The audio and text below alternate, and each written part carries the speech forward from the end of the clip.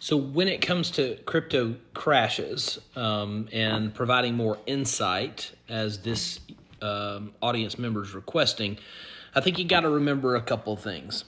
Number one, timing. Mid to late 2026, nobody knows that. It could be Q1, it could be mid Q1, it could be March. Nobody knows timing. It's very, very difficult. But we can do a pretty good job of understanding the severity. My personal investment thesis is that we're going to have a really big violent run up in the next, we'll call it 60 to 75 days. And then things get very dark and gloomy that make this fall look like child's play.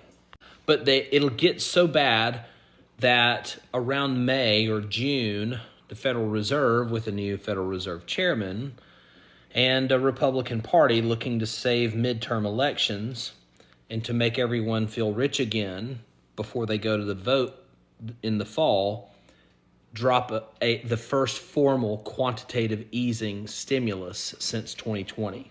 And all of it's setting up pretty well because quantitative tightening, we all know, ended on December 1st, which is a prerequisite to formal QE. But another prerequisite to formal QE is getting to a 0% Fed fund rate, which we're not close to yet. So the Fed will have to cut pretty aggressively. And when that aggressiveness starts to set in, the market will sniff it out. It'll go, oh no, something must be wrong with the economy, time to crash.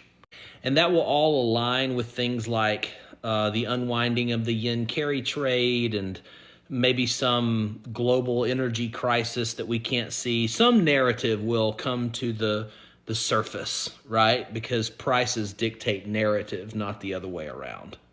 So if you're moving into the end of the year and the beginning of the year and you're trying to manage, if you're me, I'm sitting here going, all right, with the bad investments that I've made, I'm going to de-risk on the next impulsive move up. With the great investments I've made, I'm going to make sure I take my profits on the way up and get into, we'll call it 80% cash or cash equivalents, so that I'm ready to back the truck up and buy Bitcoin at 50 to 70% off, potentially, as it normally does in a bear market. But maybe, just maybe, this bear market is really abbreviated.